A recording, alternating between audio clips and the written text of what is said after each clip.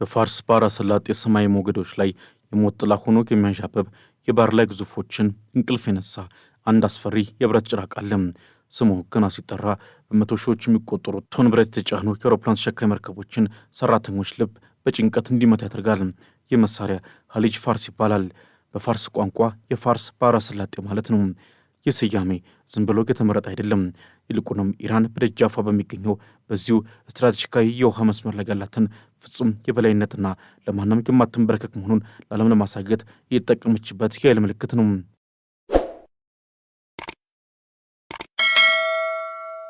ሀሊጅ ፋርስ ተራ ሚሳኤል አይደለም።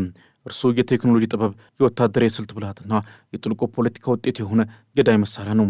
በአሸዋማው የኢራን የባህር ዳርቻዎችና በድንጋያማ ተራራዎች ስር በተቆፈሩ ጥልቅ ዋሻዎች ውስጥ ይህ ሚሳኤል በትዕግስት ትዕዛዝ ይጠባበቃል። ሀሊጅ ፋርስ ከድምፅ ፍጥነት በላይ የሚምዘገዘግ የባህር ላይ አጥፊ ባለስቲክ ሚሳኤል ነው። አብዛኛዎቹ የባህር ላይ ጥቃት ሚሳኤሎች ልክ እንደ አውሮፕላን በዝግታና ዝቅ ብለው የሚበሩ ክሩዝ ሚሳኤሎች ሲሆኑ ሀሊጅ ፋርስ ግን መንገዱ የተለየ ነው። እርሱ ልክ እንደ ጠፈር መንኮራኮር ወደ ሰማይ በመምጠቅ ከከባቢ አየር ወጥቶ ዳግም ወደ መሬት በሚመለስበት ጊዜ በከፍተኛ ፍጥነትና ቁልቁለት ወደ ኢላማው የሚጎረውር ነው። ይህ የአሰራር ዘቤ ሚሳኤሉን ለመመከት እጅግ አስቸጋሪ ያደርገዋል። የአሜሪካና የአጋሮቿ እጅግ ዘመናዊ የራዳርና የሚሳኤል መከላከያ ስርዓቶች እንዲህ አይነቱን ከሰማይ አናት ላይ በድንገት የሚወርድ የብረት ናዳ ለመያዝ በከፍተኛ ሁኔታ ይቸገራሉ። የሀሊጅ ፋርስ እውነተኛ አደገኛነት የሚጀምረው ከጫፍ ላይ በተገጠመለትና ልክ እንደ ሰው አይን ማየት በሚችለው የረቀቀ የመመልከቻ መሳሪያ ነው። ይህ ሚሳኤል ወደ ባህር ወለል በሚቃረብበት ጊዜ በውስጥ ያለው የኤሌክትሮኒክስ አእምሮ በከፍተኛ ፍጥነት መስራት ይጀምራል። በባህሩ ላይ የሚንሳፈፉትን መርከቦች በጥንቃቄ በመለየት በትክክል ሊመታው ያሰበውን ግዙፍ መርከብ ይመርጣል። ይህ የመለየት ብቃት ሚሳኤሉ በከፍተኛ ፍጥነት ላይ ያለ እንኳ ኢላማውን እንዳይስት ያደርገዋል። መርከቡ የቱንም ያህል ፍጥነት ቢጨምር ወይም አቅጣጫውን ቢቀይር ሀሊጅ ፋርስ አቅጣጫውን በበረራ ላይ ያስተካከል ይከትሏል። ይህ ቴክኖሎጂ ኢራን በሳይንስና በምህንድስና ረገድ የደረሰችበትን ከፍተኛ ደረጃ የሚያሳይ ሲሆን የምዕራባውያንን ወታደራዊ የበላይነት ትርክትም ሰብሮታል። ሚሳኤሉ የሚሸከመው የፈንጂ መጠን እጅግ አስፈሪ ነው። በውስጡ እስከ 650 ኪሎ ግራም የሚመዝን እጅግ ኃይለኛ ፈንጂ ይዟል። ይህ ፈንጂ ከድምፅ ፍጥነት በ3 እጥፍ በሚበልጥ ፍጥነት ተጨምሮ መርከብ ላይ ሲያርፍ የሚፈጥረው ኃይልም ተራ ፍንዳታ ሳይሆን የብረት ተራራን የመናድ አቅም ያለው ነው። አንድ ሀሊጅ ፋርስ ብቻውን አንድን ግዙፍ አውዳሚ መርከብ ወደ ባህር ጥልቀት ለመስጠም ወይም የአውሮፕላን ተሸካሚ መርከብን የላይኛውን ወለል ሙሉ በሙሉ በማውደም ከጥቅም ውጭ ለማድረግ በቂ ነው። ይህ ማለት ቢሊዮን ዶላሮች የወጣባቸውና በሺዎች የሚቆጠሩ ወታደሮችን የያዙ መርከቦች በጥቂት $100,000 ብቻ በተሰራ ሚሳኤል ፊት ዋጋ ቢስ ይሆናሉ ማለት ነው። ይህ አይነቱ የኃይል ስሌት በመካከለኛው ምስራቅ ያለውን የወታደራዊ ሚዛን ፍጹም በሆነ ሁኔታ ቀይሮታል። ሀሊጅ ፋርስ ከመሬት በታች ካሉ የሚሳኤል ከተሞች ተነስቶ በማንኛውም ሰዓት ሊተኮስ ይችላል። ተንቀሳቃሽ ማስወንጨፊያዎቹ በከፍተኛ ጥንቃቄ የተሰሩ መሆናቸው በበረሃማ ቦታዎች ወይም በተራራማ ዋሻዎች ውስጥ ተደብቀው በመቆየት ትዕዛዝ እንደደረሳቸው በደቂቃዎች ውስጥ ወደ ስራ ሊገቡ ይችላሉ። ይህ ተንቀሳቃሽነት አሜሪካ በሚሳኤል መከላከያዎቿ ወይም በሳተላይት መረጃዎቿ ጠቅማ ሚሳኤሎቹን ገና ሳይተኮሱ ለማጥፋት የምታደርገውን ጥረት እጅግ ፈታኝ አድርገዋል። ሀሊጅ ፋርስ ኢራን የማይደረስበት እጅ ተደርጎም ይወሰዳል።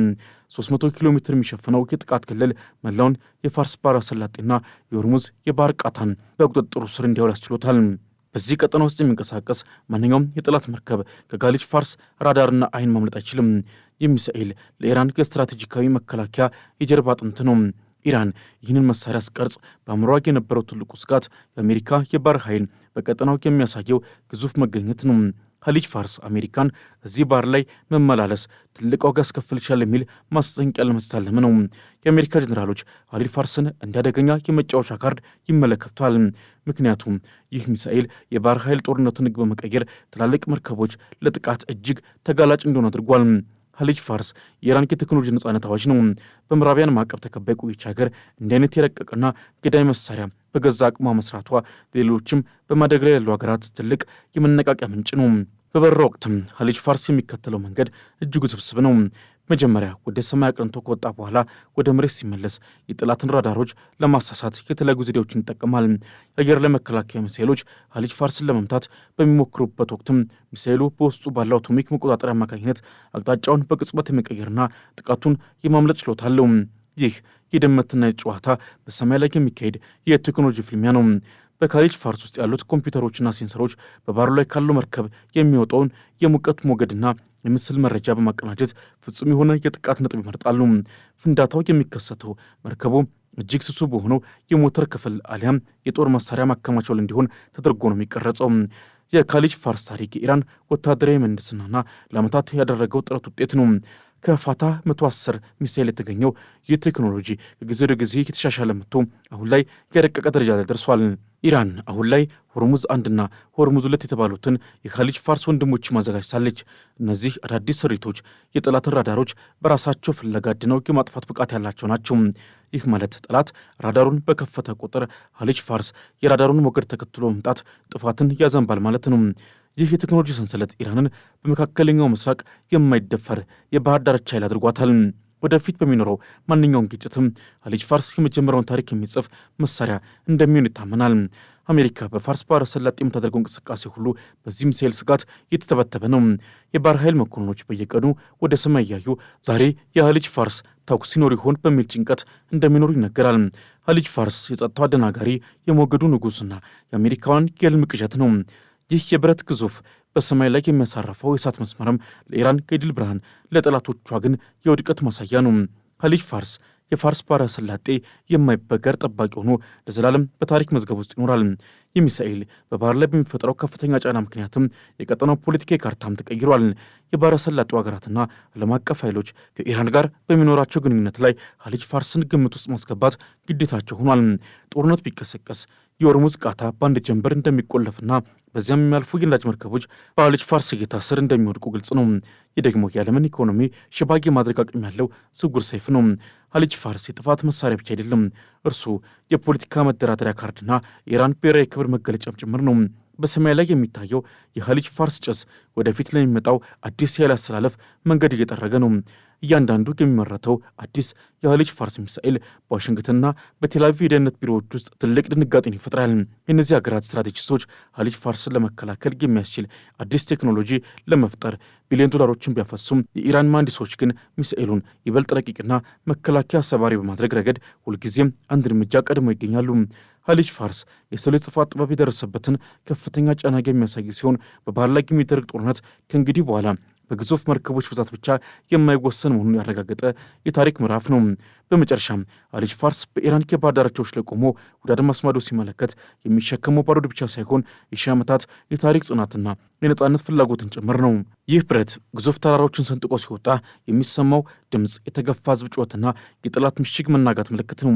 ካሊጅ ፋርስ ዛሬም በድብቅ ምሽጎች ውስጥ ሆኖ ቀጣዩን ትዕዛዝ ይጠባበቃል። እንቅስቃሴው ሲሳብና ካሊጅ ፋርስ ወደ ሰማይ ሲመጠቅ ምድር በትንሣኤው ጩኸት ትናወጣለች።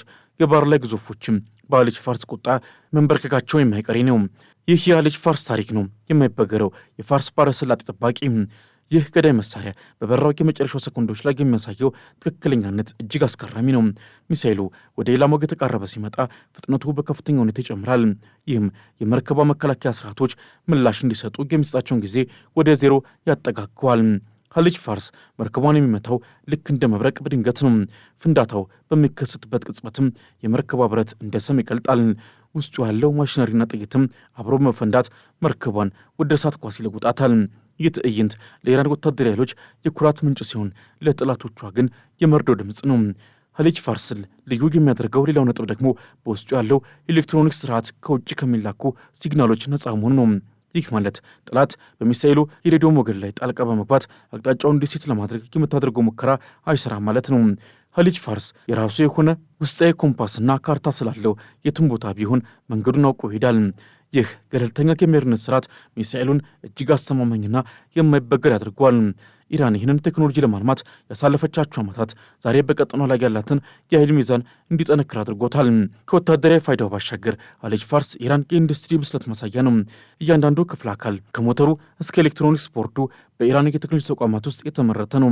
ይህ ደግሞ ሀገሪቱ በከፍተኛ ማዕቀብ ውስጥ ሆናም ያለምን ወታደራዊ ቴክኖሎጂ የምትገዳደርበትን ደረጃ መድረሷን ያረጋግጣል። ካሊጅ ፋርስ ለኢራን ሕዝብ የጥንካሬ ምልክት ነው። ሀገራቸውን ከውጭ ወራራና ዛቻ ለመጠበቅ ያላቸውን ቁርጠኝነት የሚያንጸባርቅ የብረት አርማ። ዛሬ ላይ በፋርስ ባህረ ሰላጤ ላይ የሚታየው ሰላም ከበስተጀርባው እንዲህ አይነት አስፈሪ መሳሪያዎች ተደግነው በመቆማቸው የመጣ የፍርሃት ሰላም ነው። ካሊጅ ፋርስ በቃታው ላይ ለሚመላለሱ የውጭ ጦር መርከቦች የማይታይ ነገር ግን የሚሰማ ትልቅ ግድግዳ ነው። ይህ ግድግዳ ደግሞ በብረትና በባሩድ የታጠረ የኢራን ሉዓላዊነት ለማስከበር የተገነባ የጥንካሬ መሰረት ነው። ኻሊጅ ፋርስ የጸጥታው ገዳይ፣ የሞገዱ ጌታ፣ የኢራን ዘላለማዊ ክንድ ሆኖ ይቀጥላል። ታሪክ ገና ብዙ ይልናል። ኻሊጅ ፋርስ ግን ዛሬም በንቃት ቀጣዩን የታሪክ ምዕራፍ ለመጻፍ ተዘጋጅቷል። ይህ ትረካ የሚያሳየው ኻሊጅ ፋርስ የአንድ ሀገር ወታደራዊ ውጤት ብቻ ለመሆኑን ነው። እርሱ የጥልቁ ፖለቲካ ውጤት፣ የአያላን ፍጥጫ ማሳያና የወደፊቱ የጦርነት መልክ ነው። ኻሊጅ ፋርስ ሲተኮስ ሰሞኑን የሚቀደው እሳት ለኢራን የነጻነት ብርሃን፣ ለአሜሪካ ግን የውድቀት ምልክት ነው። እነዚያ የብረት አካላት አሁንም በኢራን ዋሻዎች ውስጥ በንቃት ተሰልፈዋል። ትዕዛዝ እስኪደርሳቸው እንቅስቃሴው እስኪሳብና ኻሊጅ ፋርስ ዳግም ወደ ሰማይ እስኪመጠቅ ድረስ ዓለም በትልቅ ስጋት ውስጥ ሆና ትጠባበቃለች። የኻሊጅ ፋርስ ትንሣኤ ገና አልጠናቀቀም። ታሪክ ገና እየተጻፈ ነው። ምድርም በዝምታ ውስጥ ሆና የሚቀጥለውን ፍንዳታ ትጠባበቃለች። ኻሊጅ ፋርስ በመካከለኛው ምስራቅ የኃይል ሚዛን ላይ ትልቅ ለውጥ ያመጣ ወሳኝ መሳሪያ ነው። አሜሪካ በአሁኑ ወቅትም የዚህ ሚሳኤል አደጋ ለመከላከል በአዲስ መልክ ወታደራዊ ስልቷን እንድትከልስ ተገዳለች።